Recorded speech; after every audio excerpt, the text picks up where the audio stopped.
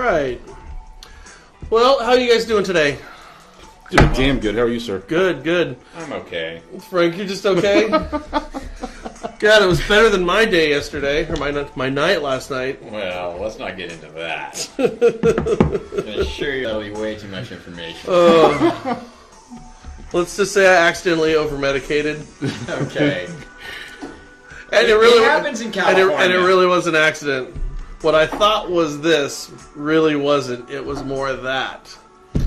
Anyway, so we got Bill Nolan here with reverse. You do reverse mortgages. Yeah, reverse mortgage wholesale. Reverse mortgage wholesale. Right. Nothing but reverse mortgage. Nothing but reverse. I want a construction loan. Don't call you. Don't call me. Yeah. That's an interesting niche. And we got Johnny over here with Hancock Mortgage Partners. Yes, sir.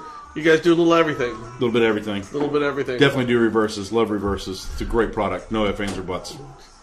Do a lot of bond stuff. No bonds. Don't like bonds.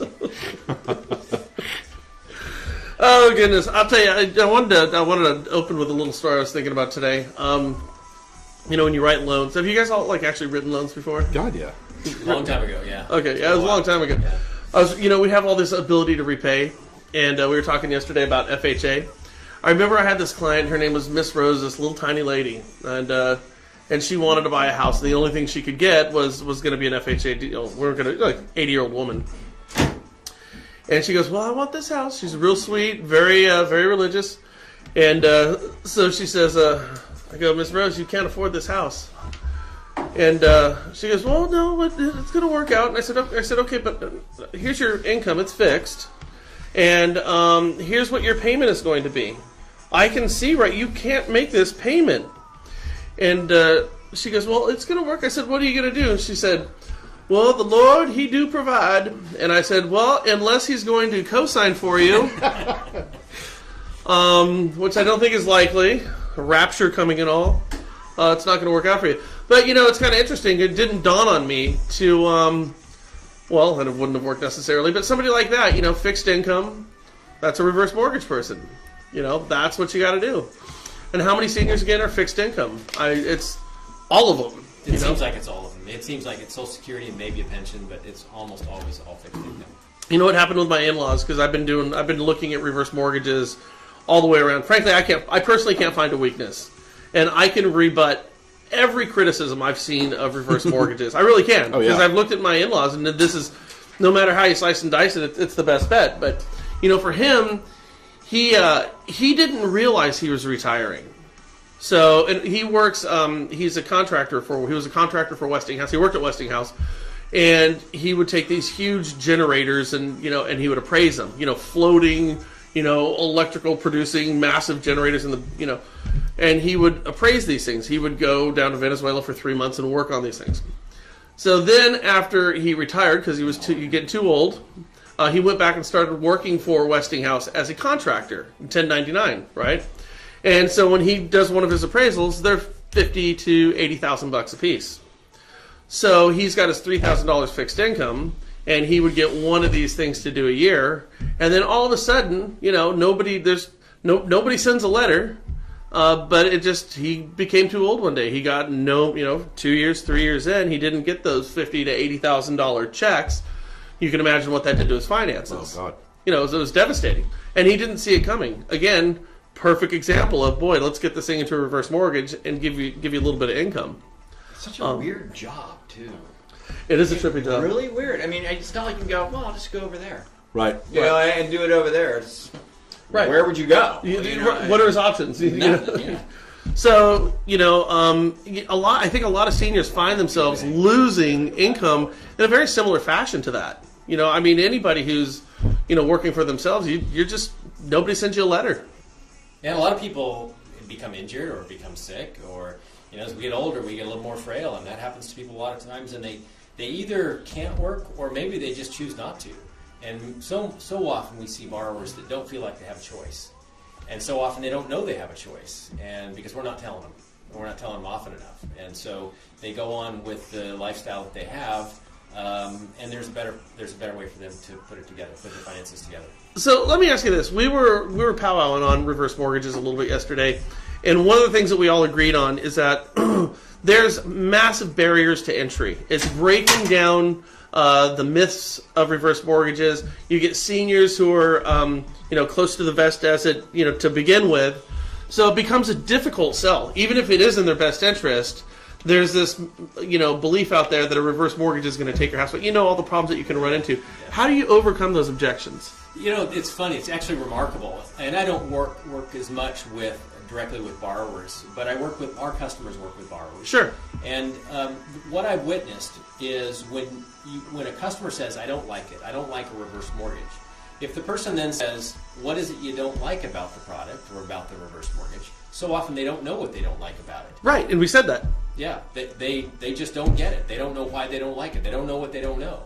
So our job is to try to figure out what it is that concerns them. What have they heard? What have they read? What have they been told by somebody who was misinformed that makes them think that it's a bad product? Well, we just went on AARP yesterday. What do they say about reverse mortgages? And it's really misleading. Nothing good. I mean, it's like, I'm surprised AARP, I know. if they're going to be posting this, they're advocates for seniors. You'd think that they would give a broad spectrum of view of what a reverse mortgage can do and how it can benefit. And we even saw the CFPB coming out here busting people for how they're marketing reverse mortgages. And there just seems to be a lot of pushback against them, and I, for one, don't get it. Yeah, and a lot of the media, though, is starting to turn. So it used to be that the media was very negative on reverse mortgages.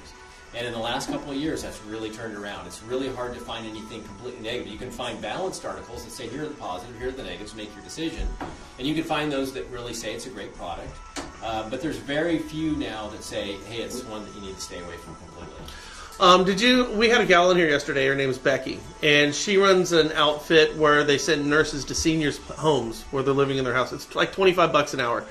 And, and which is great. I want it for me. But what they do is they go in there and they'll, do your dishes, make your food, get your medicine, whatever, and for, like, I put it in the context of my in-laws, I'd love to have somebody poking their head in there because, grandma's broke down and grandpa's breaking down type of thing. So having somebody peek their head in there.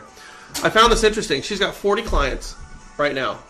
There are 8 other outfits in Vacaville, and she's one of the smaller ones. So there's 9 outfits in Vacaville that are each servicing at minimum 40 senior citizens. She says the vast majority of her seniors get Meals on Wheels.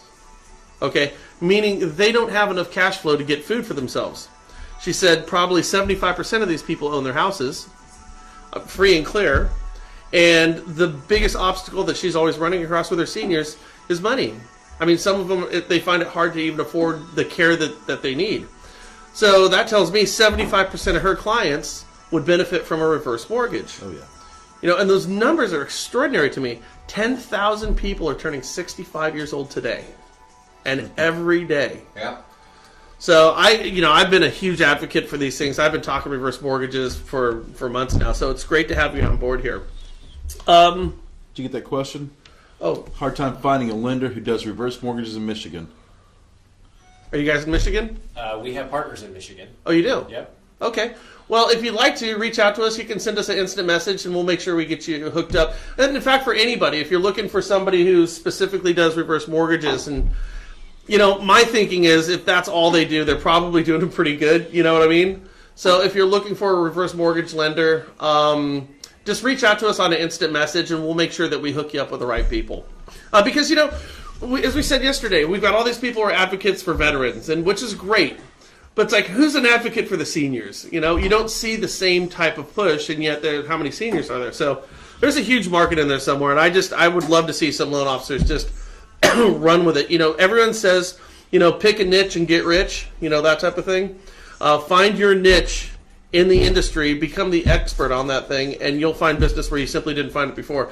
And a lot of people say the reverse mortgage market has never hit. It's never hit because we aren't collectively as an industry doing anything about it. We don't have effective messaging. Nobody's running out there and screaming at the top of their lungs how great reverse mortgages are for senior citizens and how much it can help them. So I'd love to see some loan officers, pick up the flag and, charge the hill with this, with the product. So, Amen. So thank you for that. Johnny, so what's going on with you? Nothing, just working out here, trying to get some stuff shot for my Here's Johnny page. Cool. And meeting with some new people out here in the next couple days. Same old, same old. Good deal. Just traveling all around the world. You travel like... About 40 weeks a year. That is amazing. I do not that- envy you. Yeah. Me and Brian used to be on that schedule. Yeah, I mean, yeah. we were for several years, in fact. And boy, I tell you, that took a toll on me. I agree. I've always done it, no matter what my career path was. Back, in the day, hitting every one of the trade shows, things like that. Now it's mostly, I personally go out and I open up every one of my branches. I'm there, boots on the ground kind of thing, to help them out. And then also, like out here, anything like that, making the plans for the upcoming NREP deal that we're going to do with Facebook and those companies. But whatever it is to help my guys so they can do more business, better business, easier on them. That's what I'll be. That's the burden I've got. And I'm going to do it for a few more years. But at some point, it'll get tired of getting on planes and staying in different hotels and things like that. Oh, my brother asked me, he goes, so what's it like going to all these cities? I said, I don't know. The powdered eggs in New Mexico taste exactly like the powdered eggs in Denver. Yeah. Oh, yeah. Yeah. Surprisingly, they all look exactly the same to us. There's a little powdered egg Xerox machine somewhere. They just send it out. Oh, yeah. Then the other part of it is, it's like, well, yeah, being at these events are fun. Going places and talking with people is fun. But when you do this, you don't really remember the fun times. I just remember the hours of lines in airports more than anything. Oh, man. Hate it. Airport food. That's why when whenever we could, we'd upgrade to first class if at all possible, regardless at what expense. It almost didn't matter. It's like, it's going to cost you $3,000. Great! Let's do that! It's only a 2-hour flight. Don't care. Hey, I just thought of something. We saw some changes to reverse mortgages here that made the terms less favorable than they were. Can you tell us about that? For some. I mean, by and large, yes. I think the biggest impact was reduced lending ratios or lower LTVs, to put it in forward terms. But and that did set us back a little bit, but it's still a good product. The other thing that changed was the MIPs, the upfront and the annual MIPs. The annual MIP was decreased substantially, so that's a nice benefit. The upfront mortgage insurance payment decreased for some and increased for others, depending on how much they were initially drawing. So in some cases, this was a nice change. In other cases, it put back the amount that the borrower could take out. Do you think, based on your experience, that those changes were warranted? Do you think overall it was a good move on the part of the product? I think the most recent change was probably not needed, but that's not for. I mean, HUD's got to decide that, and they've got their political motives and things like that. So I think at some point maybe it comes back to what it was. I'd love to see the old lending ratios return, but for now we've got what we've got, and we don't get to make the rules, so we got to live with them. But still doing deals though, right? Yeah. Well, yeah. I mean, I know what happened right now is the MMI portion. The reverse mortgage portion of the MMI fund was underperforming. So but here's the deal, and I mean, this doesn't even bother me at all as a citizen. Where we're looking out for the collective. You have the reverse mortgage portion of the MMI fund, which represents just a sliver of it, right? And it's underperforming. 98% of the MMI fund is doing extraordinarily well. So I don't have a problem with the 98% kicking in just a little bit more to help out seniors at the end of the day. If there's ever a place for subsidies, this is it. Yeah, why not? Well, shouldn't really need a subsidy, because the fact that it's underperforming is based on inputs, is based on assumptions. How long are people going to live? Sure, people are living too long. Interest rates, all those things. And so it went from overperforming, and 2 years later it's underperforming by such drastic numbers that somebody's inputs need to be checked. Yeah. Because it's completely out of whack. So I do not personally believe that it's truly underperforming. It's a great product, and the MIP is good revenue for the MIP fund. You know what your company should do? Start taking out ads like on AARP and different places where seniors, congregate, and put out ads like, hey, take up smoking. It's a great idea for seniors. Butter's your friend. I mean, you should totally... Butter's your friend. How much red meat have you had today? McDonald's is wonderful. When was the last time you had a Whopper? And they give senior discounts. Denny's and stuff like that. Yeah. Oh, my goodness. Yeah, I mean, that's the problem. People are living too long. But it's you got to look at the MMI fund as a whole. It's all one bucket. And when you look at the whole bucket, the thing is doing extraordinarily well. So, I mean, again, I think everybody would agree if the vast majority are paying just a fraction more to make seniors at the end of the rope, live a little bit easier. I don't know. I don't think they should have moved it. Keep them in their home. Let them live where they want to live. They're the ones who earn the damn equity. Let them be exactly how they want to operate. Don't starve them out. I don't understand. What your industry needs, in my opinion, is a much better spokesperson. Somebody who actually... Henry Winkler does not speak... Exactly. He doesn't speak to scene. Fred Thompson doesn't speak to... Even though he's gone. Get somebody out there that's speaking to them. Oprah. Yeah, exactly. It would take Seriously? somebody like that. No, you're right. Because the false information that's out there, it's like yesterday we got the comment, you've got to go through the kid. What was it? Got to talk to the kids to get to the parents or whatever it was. That was that was just a suggestion. Yeah, it was go through the kids rather than going straight to the seniors, which I was suggesting as well. Yeah, I agree. Market everybody in your database who's 50 years old because their parents are going to be in need. Talk to me about my parents' reverse mortgage. Yeah, that's a great idea. When you're doing a loan right now, seriously, if anyone's writing a loan right now, and you make small talk with your clients. Ask about the parents. What's up with mom and dad? Right. Do mom and dad live locally?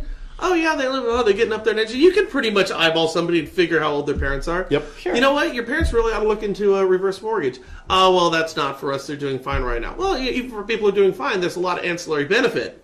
And I spoke with a guy down in Southern California. And his name is Martin Andelman. And he sat down and he said, "Oh no!" He goes, "Seniors who have more money and have a nice house and own free and clear." He goes, "It's even better for them. Let me show you." And he put this out. I'm like, "I'll be damned." Agree. You get your ducks in a row on this. When you're taking a loan app right now, ask what's going on with mom and dad. That's a brilliant point because they're the ones who are going to make the decisions by and large for mom and dad. Well, not only that, I don't ever want to say your parents can be a burden, but if all of a sudden, like in your case, all of a sudden I have a new house note that I've got to make as a 50-year-old guy. I've got new insurance, I've got new car payments that have nothing to do with my lifestyle, what I'm living in right now. Now all of a sudden I've got to help my parents, and there's hundreds of thousands of dollars of equity sitting right there. Why not use the damn thing? Right. And, the one that everybody talks about is because, we've got Junior over there who's, just waiting to, tap into that equity when mom and dad pass. I mean, that's... Counting the days. I don't think that's true. I mean, I think that most people, when they're looking at mom and dad and they're getting older, we want to see these people comfortable. Yes. I don't necessarily buy into that. I don't know, man. I do believe it exists that people are thinking, if I do that, it will impact me down the road. I believe that's true. We have loan officers that tell us that they go see the parents, and the loan officers that do this right say, hey, we want to talk to everybody that's going to have a decision in this. So if you want to talk about a reverse mortgage, bring the kids if they're going to have a decision in this. Absolutely. Let's get them all together at the table. And, a lot of times it comes down to, look, mom, dad, they need an extra $1,000. They need to repair the roof. They need to do this and that. So the reverse mortgage can do that, or you can do that. Somebody's got to help mom and dad. Right. So let's make the decision right now. Do you want to do it, or do you want the reverse mortgage to do it? It doesn't matter to me. And then a lot of times the kids say, if the reverse mortgage can do it, let's do the reverse mortgage. Well, let's look at a Heckam purchase. So my in-laws, and let's say they don't need the money. House is too big, which it is. It's got 2 stories. Mom's falling down. We can't have 2 stories. So let's say they move into a less expensive house. All right? They don't need the money. Take that $2,000 you're going to make on a payment. Just stick it in the bank. Yep. Yeah. Just stick it right there in the bank and keep it there if you're concerned about losing your equity. Now, let's assume the housing market goes down. Okay? And let's say I end up burning through all the equity in my house, but I'm still putting the money aside. I've paid my down payment back, and I'm actually starting to realize an appreciation. Yep. If the market is moving down, what a reverse mortgage is a hedge on the direction of the market. It's you're going to continue making money when the rest of the market isn't doing well. And let's say the market's going up. Congratulations. You're also benefiting from that because you've got a house and you're gathering more equity in it. So I think more people need to look at these things. All right, I got a question for you guys. What do you think the most expensive city in North America is? Now, the most expensive city to live in. So it is the property, the value of the property versus median incomes. Can you give us a narrow down? Can you give us an east, west, north, south, anything like that? Think north. Okay. I'll opt out because I'm staring at your computer right now. I'll say Manhattan. Good guess. That comes in at number 2. I was going to say, what's that area in Connecticut right on the other side of New York? Essex County. I'm going to say Connecticut. I can't remember the city. No. The most expensive city in North America to live in is Vancouver, Canada. Vancouver. Should have paid attention to what he said. North America. Yeah, this is kind of like Jeopardy. Man. You gotta be on the ball here, dude. Now, you can't just Canada's assume anything. Canada's just like the 51st state. Come on, it's part of the United States. Okay, but listen to this: the median price for a house is $1.1 million in Vancouver. And the median income is $63,900. How's that even possible? You can't afford to live. You can't afford to rent. You can't afford shit. I wonder if this is because, remember a couple years ago when they had the foreign investor cash problem, where one of the countries over in Asia was just coming, and then they threw them out, and I guess they came here. Weren't they buying up Washington, Oregon, and Northern California? And all that? I wonder if that has anything to do with it. It very well could be. 1.1 and $63,000 median Makes no sense. Makes no sense. Well, listen Who to lives this. there? What's the primary job occupation? Servant. Yeah. I mean that's what it would be. I think it's the whole Pacific Northwest is turning into a hotbed for. It's becoming the new Silicon Valley. Oh yeah. Seattle is out of control right now. To a lesser extent, Portland, and I think Vancouver is the same thing. And of course, you have the port out there, and that's the biggest port on the West Coast. So, but 63,000. What the hell do you do? My buddy has. He works for, I can't remember what it's called, Greystone, something like that. Huge apartment management company, and he's in Seattle. He manages a high rise that's surrounded by a mid rise, and he was telling me the specs on his clientele. Average age was 27. Average sign-on bonus was $50,000. Average income was $185,000 for his apartment building. What a trip! It's pretty interesting. Can you read what Amy said up there? Amy, during my SRES designation class at Seniors Real Estate Specialist, it was pointed out that the cost to modify the home to make it work for the senior to live at home might not be as beneficial as cashing out with a sale and moving into a semi-assisted living. So, well, but here's the deal. It's another option. It's not going to reverse mortgage is not going to be for everybody, but it certainly is an option. If you have a house that's free and clear, and it would be nice to have a ramp and a shower with the two arm things in it, and all that stuff. Giant TV. Yeah, she says stripper pole. Reason being, you spend the money now to modify, and then changes. Our chances are mom and dad are going to need to move out in a couple of years anyway as their conditions worsen, and they have to spend money to turn it back to appeal to the majority of buyers to make top dollar. I think in this case what it could possibly work is, this is Amy Gilpin. She contributes to the National Real Estate Post once in a while. Well, She's one of our peeps.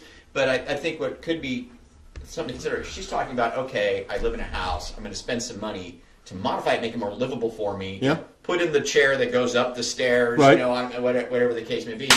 In which case, what you may possibly look at here is, okay, let's sell the house, right? And let's just go find a house that's already more suitable and do that on a heck and purchase. Oh, God, yeah. I don't know what I mean? That's already set up. Or mom has lived in this house for the past 50 years. She's 80 years old and scared right now. Yeah. You know the story. I certainly And do we really want to uproot her and put her in something that's not familiar to her for the last couple of years of her life? It goes to quality of life, standard of living. It depends. But these are the questions that need to be addressed, and that's why having somebody who's not a weekend warrior guy who's doing one here and one there and doesn't really have great answers to the questions that are going to be posed, because these are a lot of them. That's why somebody needs to take this thing on and become a full-time reverse mortgage guy. There's business in it, like I said. Pick a niche and get rich. And it's definitely out there. I mean, we had somebody chime in the other day when we were doing this, and I don't know why reverse mortgage. This is not a reverse mortgage podcast, but for the past 3 episodes, that's what it's been about. But somebody was saying, an originator on there was saying, I hired a guy, worked it for 3 years, every day, all his money, never got a thing, So, but on the other hand, you're going to have people are going to say the exact opposite. Oh, yeah, of course. Yep, drove into it, figured it out, niched it out, doing great with it, very, very successful. So it has nothing to do with the product. Make sure you pick the right Everything to do with the people or the methodology that you're using or the the marketing campaigns that you're trying, it wasn't working for that person. They were doing something wasn't going down right, you know. Well, I mean, just think of, we deal with Listing Booster all the time. It's the same standardized product for everybody. We don't change anything as a matter of principle because we are concerned with compliance. And we'll have a loan officer call in and say, this is shitty, no one wants it, it doesn't work, it's a waste, I'm canceling. Then you'll talk with another guy who says, oh my God, I couldn't live without this, this has been the greatest thing and it's changed my business. Well, the only variable in that is the person. Don't be the weakest link. So, of course, you're going to have people who are going to fail with anything in sales, and people are going to succeed with it. By the way, if anybody wants to call in, feel free to share your thoughts, any questions or criticisms. It's 707-685-9253. It's right there on the screen, 707-685-9253. And we don't have to talk about reverse when you call in. We can talk about anything in the world. We don't care. Okay. Did you see the statement from one of my underwriters on there? What? We always talk about it all the time. Danny Huskins. We always make a joke about it because you always see on Property Brothers from Canada that this house is $1.3 million. Well, what do you do for a living? I'm a part-time barista, and the other one, I farm butterflies, and they're buying this $1.3 million and I got house. a field of weed behind the place. They edit that part out. Hey, is it Fairway? There's somebody out there who's now doing loans for people who are in the cannabis industry now. Yeah, I saw that. I don't know if it's Fairway. I don't think they're making it super, super public, and for obvious reasons. I mean, you're definitely treading in the gray area. You can't do it if life. You can't do it if you own a dispensary, but if you work at a dispensary, I think that's what it is. The gray area was. It's like, well, these guys are employed. They have a W-2. Yeah, right. You know what I mean? They're paying their taxes, right? But they're rolling blunts for a living. I think my buddy Clayton Smizer, I think he's with Fairway. I know that. I think he posted something about this the other day. Yeah, I saw something on Facebook, and I thought, it's about time. And I'll tell you what, say what you will about. I'm not a real big marijuana guy myself personally, but I mean, it's not like if you keep it illegal, nobody's going to use it. So if it's going to be there, like it or not, why not one, tax it and use it towards schools, which you never will, and two, they just won't. They'll piss it away somewhere else. Good one. And two, you start to hurt the Mexican cartels because now they have one less thing to bring into this country. I mean, just come on, give me a break. Like I said, people are going to get tickets for driving too slow. Driving too slow. Well, remember that they said, marijuana. I think it was Bill Hicks. He said marijuana is a much superior drug. He goes, I'll prove it. Case in point. He goes, you go to a rock concert. There's two guys in front of you who start fighting each other and beating the shit out of each other. They're A, have been drinking Jack Daniels all day, or B, they smoked a joint. Hey, buddy. What? I forgot. All right. That's an interesting thing, though, cannabis and the legalization of it and real estate. And we've read a few articles on it and just how it's going to impact the real estate as a whole. The city of Vacaville is opening up two recreational marijuana storefronts on either side of the town. And they can't be by schools. They have to be off. It's not, that type of thing. And again, it's not like people aren't smoking dope anyways, but I don't know, whatever. Okay, so check this out. Manhattan, where cannabis is illegal, is the second most expensive city to live in. Okay. Property values are at 1.2 million. Okay.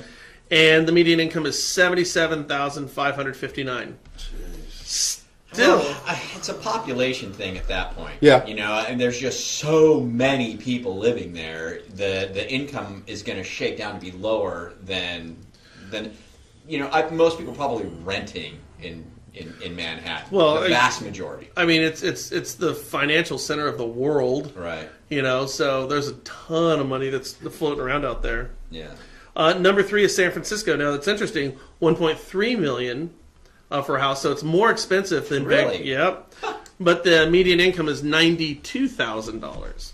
Well, again, you're closer to even at that. You're making $92,000 with one eye shut. You're making $92,000.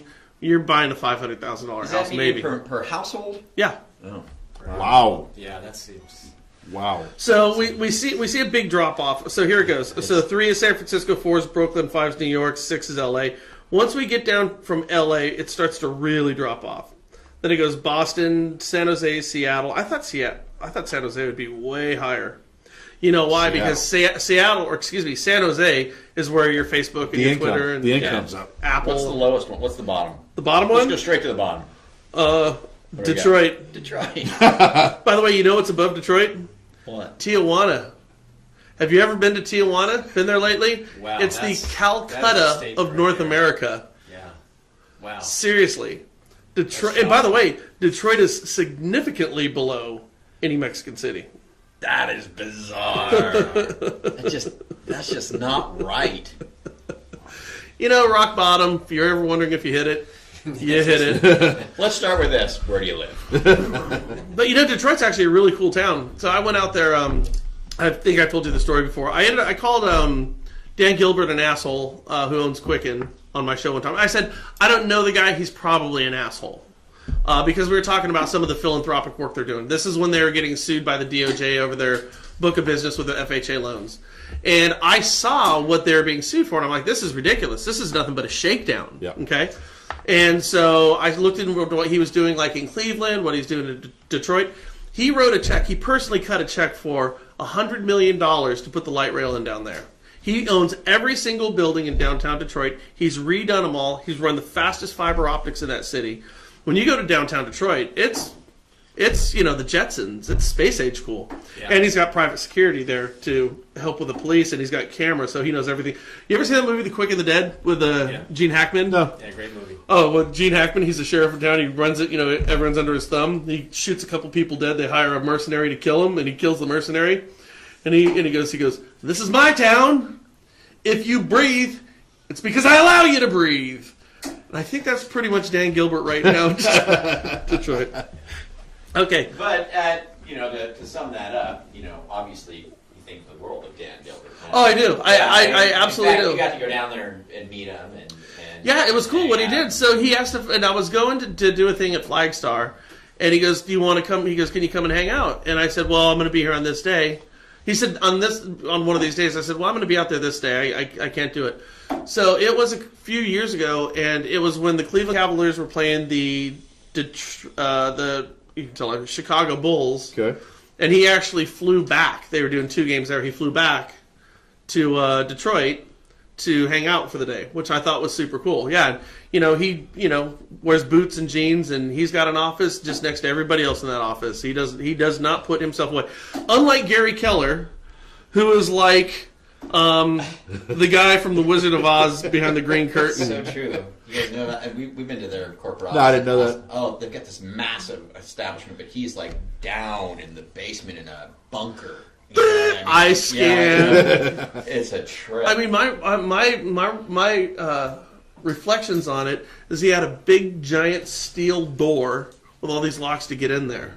Like the old Get Smart days. Yeah, it's like and Gary Keller's office, it could take a direct hit from a thermonuclear weapon. Shit. Then you don't want to lose that brain trust. There will be no real estate left on the earth. But who's going to write that next book? His ghostwriter? They'll rise from the ashes. But it's actually, because he looks just like that Jeff Foxworthy guy, right? Gary Keller does. Yeah. And apparently he's a big 1980s music fan. And he has a whole wall that's nothing but vintage guitar amplifiers. I mean, it's really cool. Yeah. And he's got music memorabilia. When you have his money, you can get whatever the hell you want. And he's done it. It's really cool. Imagine he's sitting on some pretty nice stuff. Right, I think so too. He's got better toys. Yeah, better than me. Okay, so question for you guys. So Mel Watt just came out, and we're going to cover this on our show tomorrow a little bit, but Mel Watt just came out. He's making a plea to Congress to allow Fannie and Freddie to keep more money. Okay, so he's making a plea to Congress. Now, he can hold back some of these sweeps, but he won't do it until he's got congressional approval. He's got authority, but he believes in order for this to take place, everyone has to be on the same page. Now, Congress is not responding to him at all. So here's a couple of thoughts. The GSEs have been in conservatorship with FHFA for a decade. That's amazing. A decade. A decade. I know, my stock. I remember when they went in. My stock shows it. It's a decade. It's crazy. It's the longest conservatorship in the history of the United States. It's a cash cow. The goal of conservatorship was to make sure that they were liquid and financially stable. That was accomplished in 2012. Okay, it just was. In 2012, the then Obama administration changed the terms of conservatorship to where let's not make sure you have enough money to let's take all of your money. So really that move went directly against what the conservatorship was for. Okay? Detroit. And then, and the reason for that, listen to this, is Congress said, well, we're not concerned with them not having any money because they have a $258 billion line of credit with the Treasury. There you go. Problem solved. Problem solved. This is so borrow the money. Oh, it's so government of you to do that. God. Oh my goodness. So anyways, now let's think of this. It's the mandate from Dodd-Frank to fix the GSEs so that they will never need another taxpayer-funded bailout. This move ensures if there's a bailout, it will be a taxpayer-funded one because they don't have any money. So they screwed the whole thing up. Everybody's talking about, well, what do we do with Fannie and Freddie? What do you guys think they ought to do with them? Thoughts? Oh, you know me. Take them out of conservatorship. Yeah, without a doubt. This is grossly irresponsible on behalf of our Congress. Horribly irresponsible. It is ridiculous. It's just like you don't even have to be really, really that smart. So even like me, even I can look at this and go, well, that's stupid. Right? That's so easy to fix. Why don't we just do that? You know? It's just it's theft, as far as I'm concerned. It's legalized theft. They have stolen from the shareholders. They will not allow the company to do what it needs to do without an act of Congress. I can't believe any of the lawsuits haven't gone through. I think it's such a biased thing that I'm still astonished, and I get excited. I foolishly get excited every time I hear that somebody else is going to file suit. Somebody else is going to file suit on behalf of the shareholders or whatever it is. Just hoping that somebody at some point in time will pull their head out of their ass and do what's right. Well, that'll never happen. It won't. But since they went to conservatorship, Mel Watt's actually done a couple of really cool things. So I didn't know this, but there's different guidelines depending on which bank you are. So Wells Fargo has different underwriting guidelines than you have. Yes. More lenient ones. Wells Fargo is paying reduced G fee less than what you're paying. Yes. Since they went to conservatorship, everything's been standardized. Now I think that's a great idea. Okay, well fuck it, keep that then. That makes sense. Keep all the good stuff. Call this thing a mulligan. Everybody takes a bad shot every now and then. We had a couple of years that were really, really bad. Take them out of conservatorship and move on. Or even what the NBA is talking about is, adding private guarantors, allowing them to compete against Fannie and Freddie. That would be fine too. Yeah, that'd be great. I mean, it doesn't have to be a huge overhaul. What do you think about the whole thing? Yeah, I don't have a lot of thoughts on it, but yeah, it needs to be fixed. It's needed to be fixed for a long time. And if Congress would get it together and make some changes, that would be a good thing. Well, the whole thing is why aren't they doing anything about it? Well, you don't kill the golden goose. I mean, they just swept $7 billion this last quarter. Thank you. Yeah, we appreciate that, guys. Thanks. I still don't understand how it's just. It still baffles me how it's still going on a decade later. Yeah. I really cannot grasp. I mean, how long the other companies that were in conservatorship, they paid them back. When you're looking at the car industry, they paid them back. It was over with. It's done. Move on. So how much have they paid them back? Plus, how many times if a mortgage guy charged that much to loan money, well, he'd be under jail. It's so illegal. Yeah. You do know that they have not paid back one penny of their bailout. You do know that, right?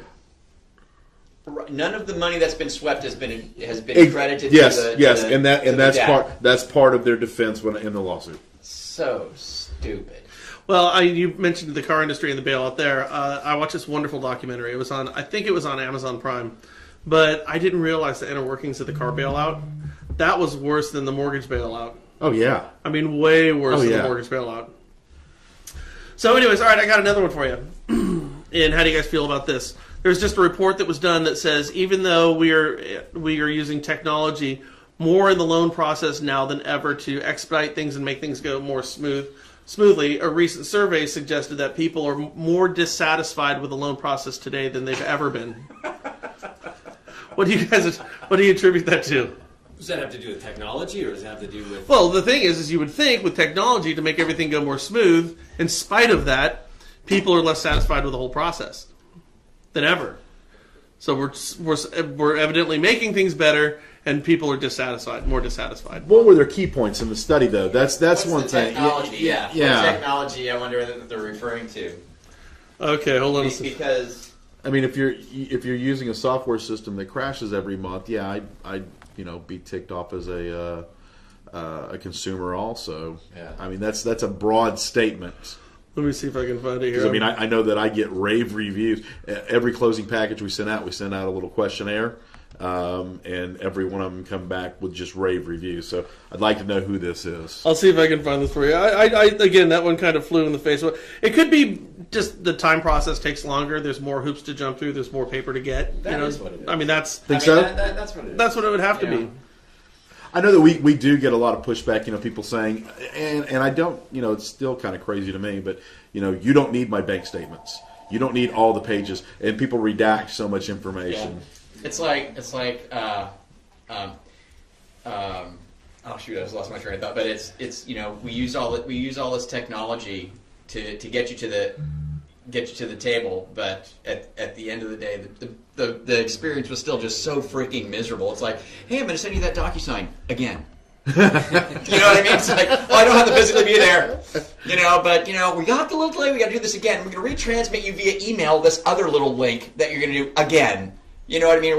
It's like, okay, we have technology, but the experience is still just a miserable experience. It's like, okay, I don't have to physically go do something, but I still have to do it 100 different times. You know what I'd like to see though? Let's do the difference between the belly to belly mortgage process and then the online complete process. Let's see what the disconnect is there. You know how it is. It's like I've noticed this over the years. It doesn't matter if you have a disposable camera, an old school camera, a digital camera, or a phone camera. When you give somebody it, they can't figure out how to push the button. Yeah. So doesn't matter. Where's the thing on here? It just doesn't matter the technology. Where is it again? Can I tell you something? We actually push the button. we actually got the domain pushthefuckingbutton.com. No, we did. I don't know how we're going to use it, but boy, that's got to be a good one. We got to do something. Hey, who do we got online right now? It's Kean Ramsey. What's up, Ramsey? What's up, guys? Good. I have a question, but it's my spot. I know it's only halfway through the season, but do we have an over-under of the final San Francisco 49ers season record? San Francisco has a football team? You know what? I'll tell you. Okay, we got a quarterback now. He's a banty little chicken. He's got a good 5 games. I like what our defense is doing. Our corners are bad. They're fighting hard. We're gonna win 2 games. We're gonna be picking second or third. 2 games. Okay, we're gonna put that in the comments for the record. 2 games. 2 games. We're gonna be picking. Hey, thanks a lot. Can we talk college football for 1 second? Hey, Kean, what's your prediction on UT this year? Say that again. University of Texas. What's your prediction? On University of Texas. Hard to get the feedback, guys. I think we lost him there. University of Texas, here's what's going to happen. They're not going to fire the coach. That's what's going to happen. They're not going to fire the coach. Now, what were we talking about before that? Technology, and even though there's more technology, people are still think that the more process sucks. To some of my customers, and I think to borrowers, technology is only as good as how much interaction do I get with a person. So it's got to be smooth, but a lot of times people sell what I didn't like about transaction. I didn't get good communication, and that doesn't mean another email. So true. Mean another PDF. It means right. Who called me back? Who did I talk to? Who came to my house? People, I always say this, people look at technology in the loan space the wrong way. they look at it as replacing your jobs. You know, they're looking at it as a magic pill they take, and they all of a sudden get better. I buy this technology, it gets my leads, it closes my deals. Technology is just a tool so you can better utilize your personal time. I say it like this. You know, if I want a swimming pool in my backyard, and it's up to me, I can do it with a shovel. It's going to take a long time. It's going to suck, but I can do it. Now, if I had a backhoe, boy, that'd make it a hell of a lot easier and faster. The thing is, the hole still needs to be dug, and lenders need to remember that. You know, so the work needs to be put in. The personal communication has to take place. Let your technology do some of the heavy lifting for you, but that personal interaction is so important, more so now than ever. You know, it's interesting. It's like for me as a consumer in anything or a buyer of anything or somebody going through a process, there's definite certain moments that I definitely just want to talk to somebody, right? It's like, I don't want to go through this. I just want to talk to somebody. There's those moments where I do. But then there's definitely a lot of that process where it's like, I don't want to talk to anybody. You know, I don't need to talk to you. Can I just go on? Can I push a button? Can I click a link? Can I do something like that? I don't. But there's certain. So I think if I do this, is it going to screw something up? Right. But I think for us as originators, it's really identifying those particular milestones or whatever those moments are where they really do want to talk to somebody versus where they really don't care. You know what I mean? Where they don't care at all. And that I think that's important. And you know, and I'll be honest too. You know, working with my wife now, or not necessarily working with her, but she's selling real estate. So hanging out with her and going through these processes of, you know, working with buyers, and she's not a listing agent yet, right? You know, she's a buyer's agent. She doesn't have any listings, so she's working the buyers. And so watching the buyer experience, you know, from the real estate agent point of view, you know, you kind of see where those moments are of frustration. Yeah. And the moments of frustration definitely come down to technology. It comes down to we're communicating through email right now. And the loan side has chosen, I'm going to communicate this through email. When in reality, that might have been better served as a phone call. Without a doubt. You know what I mean? Totally. But the loan side of things, and it always, even when I was originating in the loan side, we're always looking for how can I get out of that phone call? You know what I mean? How can I find a way? And it's not necessarily because I just want to be so much more streamlined. It's not really that all the time. A lot of time it's just, I don't feel like making the freaking call. Yeah. Or I don't want to have the conversation. I just want to. Right yeah, I just want to and even if it's not yelled at, you know what I mean? It's just, there's going to be the fear of being yelled at. Or there's just going to be, you know, this is going to wind up being a 10-minute conversation when really it's a 30-second thing that needs to get done. But it's going to wind up being a 10-minute conversation because the person's going to want to talk about other things and these things and that thing. So I don't know. I think it's really important for us as mortgage peeps and real estate peeps to really understand, try to figure out, you know, this is really a time where I better pick up the phone and actually talk to them versus I don't want to send this, you know, first step, do this, second step, do that, then do this, but if this happens, do that, and then send that email. You know what I mean? To especially like a first-time home buyer who's going to go, you know, I don't get it, you know. So I don't know. Everybody's busy, and so the easy solution when you get an email is to respond to the email. What happens is you end up having this back and forth, and we have a policy. I'm not sure it's adhered to 100%. If you send an email, it comes back, and then you don't resolve it, you need to pick up the phone and try to resolve it by phone. And it sometimes is a 10-minute phone call, but in that 10-minute call, you're resolving maybe 20. I mean, all of this back and forth. We see it all the time, back and forth, back and forth, back and forth, and it's overwhelming to people. Yeah, they're still not getting their answer. Yeah. Well, you know, I think people got to go back and figure out why they got in this business. If that's the case, if that's not how we do it. It's not how I like to see it. I got in this business because I had a shitty loan officer, because I had a shitty processor doing the first time I refinanced a house, and the whole reason I got in this business is to help people and to make that communication better. So if there are guys out there that are doing that are trying to slough off what their job is, the whole reason that they get paid is for the job that they do, not for having some piece of equipment do it for you. Yep. But if you got in this business for any other reason than helping people, you should probably reconsider why you're in this business. Yep. Maybe you shouldn't be a loan officer. Maybe you should be a non-producing manager or something along those lines. You get paid the big bucks. Not That's for the easy calls. exactly. You get paid the big bucks for the hard for calls. all the calls, period. Whether it's the single mom or the move up or move down family or the reverse or whatever it is, that's the whole reason you're supposed to be in this business, is helping people. And if you're doing it for any other reason, and if you're using technology to hide behind, instead of improve your life and improve your customer's life, you probably should take a real hard look at why you're doing this. Well, we've done surveys with real estate agents a number of times now. Okay, and so we'll get a bunch of agents together and we ask them a bunch of questions. And one question we always ask is, what's the most important thing for you on a trend? Just go ahead and hit that button. There you go. What's the most important thing on a transaction? Hold on, we got crazy feedback going on here. I think we should be okay now. Just 1 second, caller. So we always ask, what's the most important thing on a transaction? Yep. Or what's the most important thing with a loan officer? Helping me with my marketing, getting me the best rate, closing my deals on time, better communication. I'm yet to get a real estate agent pick anything other than better communication as their number one. Agreed. Every single time. Agreed. It's without question.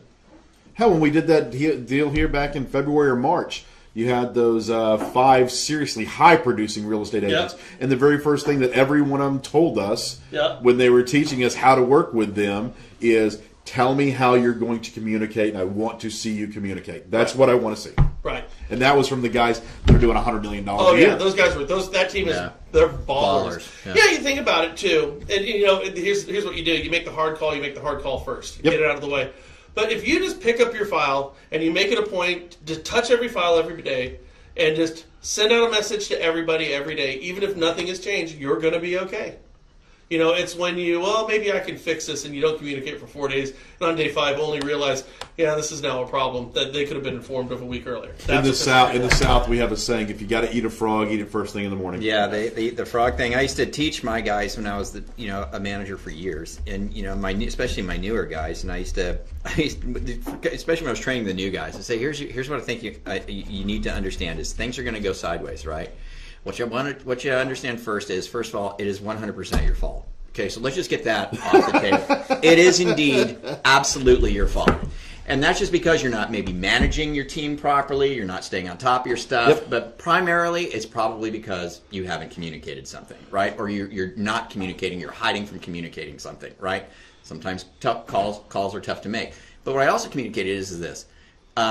Whether it's a good transaction, whether it's an easy transaction or if it's a stickler of a transaction, right? Anytime somebody's trying to communicate with you about anything at all, just think of it this way.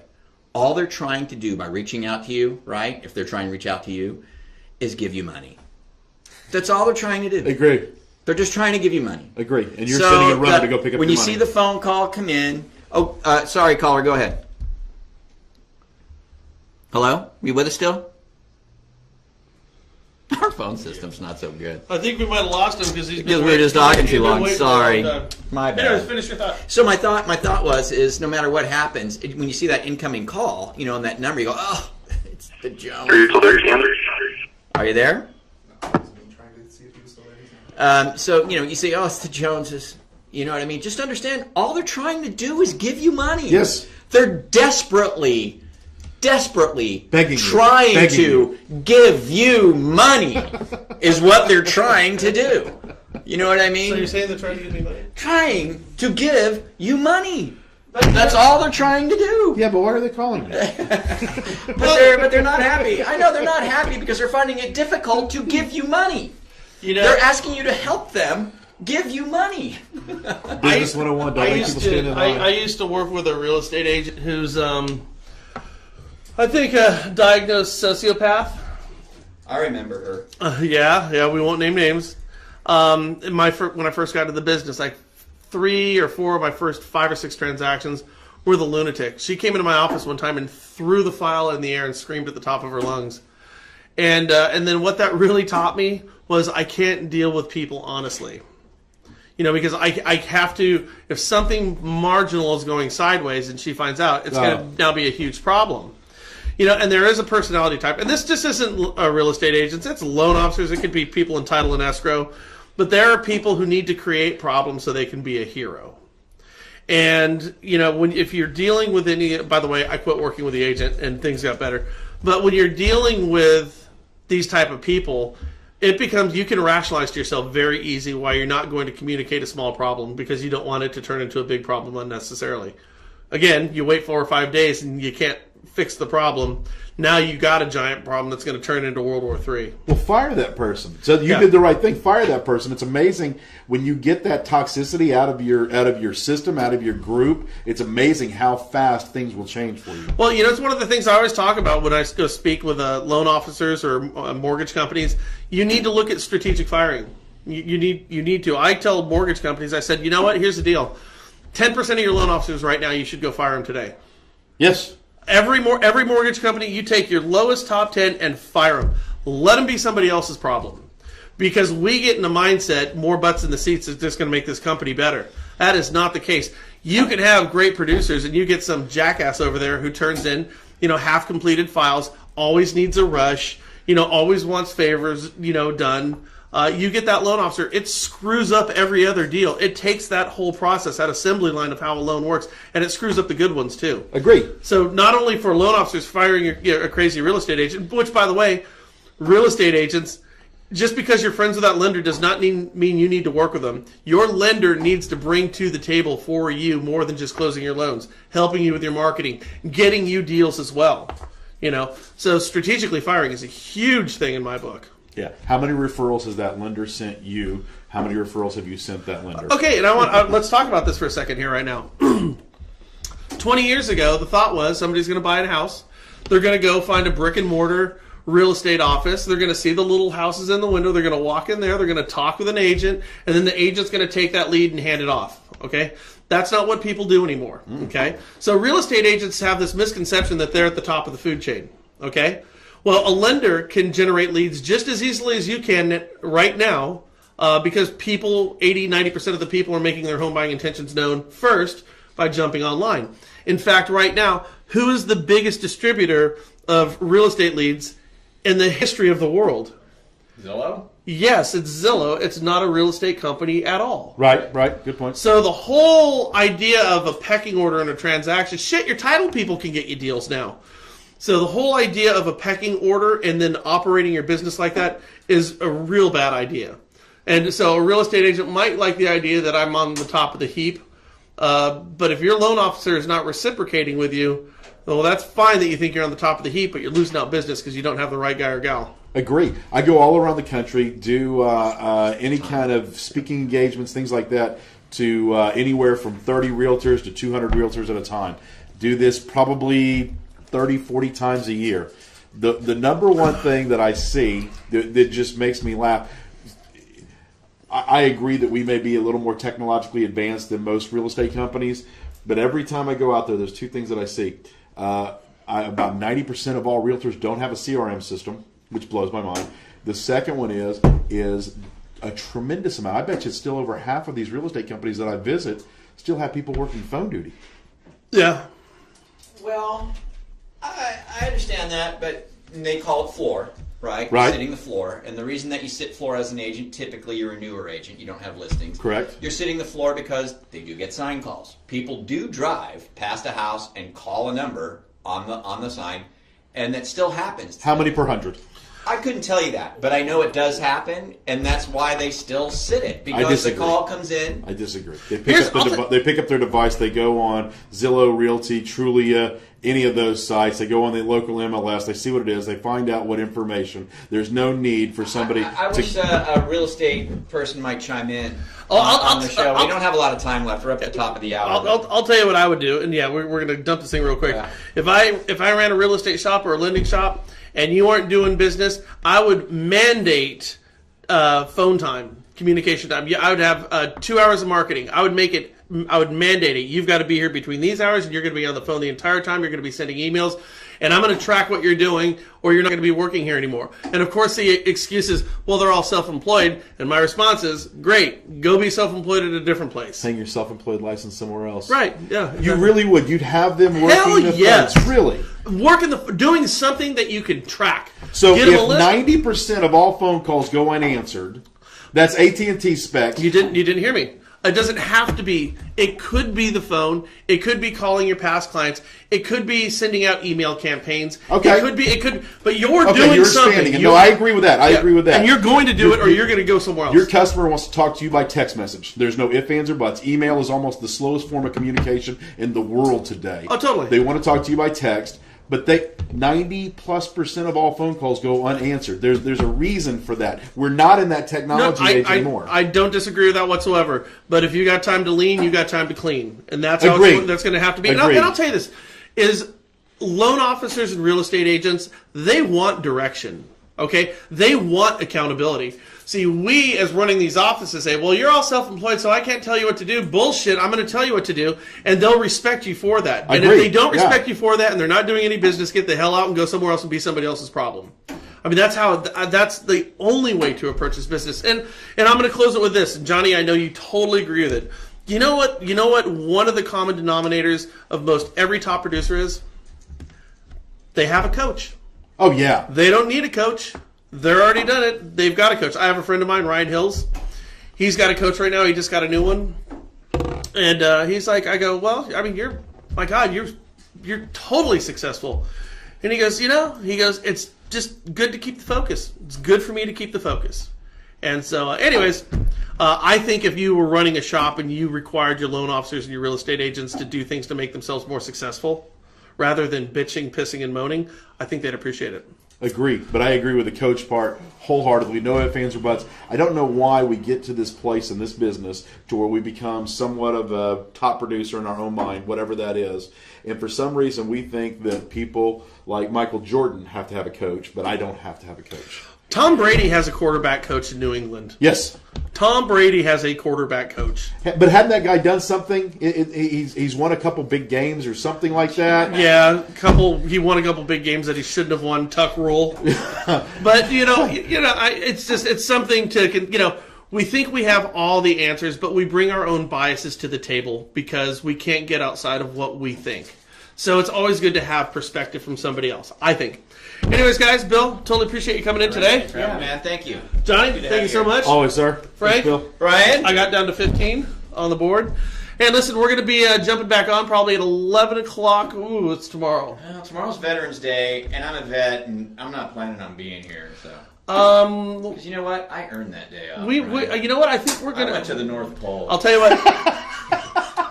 I believe we're going to do another podcast tomorrow and join in because my understanding is we've got a lead gen and conversion marketing guru giant who's going to do this with us. Ooh. Awesome. Remember? Wasn't that what our... Oh, okay, yeah, we can do that. And you referred to... I might have to forsake my family obligations. You said who we're going to have on tomorrow. I'm not telling anybody. But you said he's the greatest marketer you've ever seen. I think he's probably one of the best salesmen I've ever known in my life.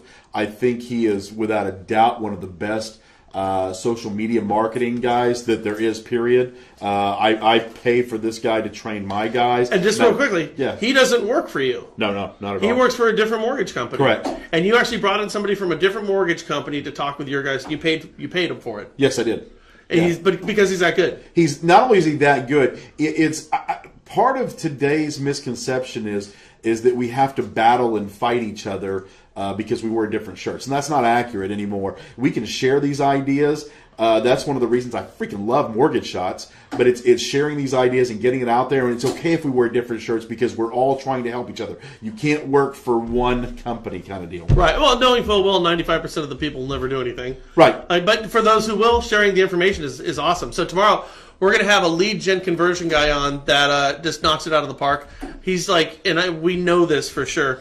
He's funding north of 30 deals per month. He's doing it. That's a bad month. Best month, I think, if I remember correctly, best month was 47 deals. That's by himself. That's not a team, so to say. Really? That's him as an originator, 2 LOAs, and 2 processors. Yeah, so we're gonna do that tomorrow. Well, what I'm saying is, as opposed to the guys who put all of the loans underneath their name, and they've got loan officers working for them, and every loan goes underneath the main guy's name. Every loan he actually does. It is him as the loan officer. Okay, what time is he going to be in? Oh, we're going to do this tomorrow at 11 o'clock Pacific time. Well, I can watch the recorded version. I'm making pierogies at 10. So. Well, if you want, I'll give you his number, and you can call him and talk to him later. Yeah, but let's have him on again for sure. Oh, yeah, without a doubt. Yeah, because I don't want to miss that one. He's a machine. That's going to be a good one. Yeah, it's going to be. Not that today wasn't. Today was freaking awesome. All All right, guys. So tomorrow, 11 o'clock Pacific time, we'll tune back in, and hopefully some of you guys, hey, Victor, we got Victor on here. Speaking of awesome marketers. Hey, Vic. So anyways, so make sure you jump on tomorrow at 11 o'clock. You are going to hear some things that are going to be new to you. So check it out. And with that said, thanks again, guys. It's We'll been wonderful. catch you guys Great show. later. Bye. Adios.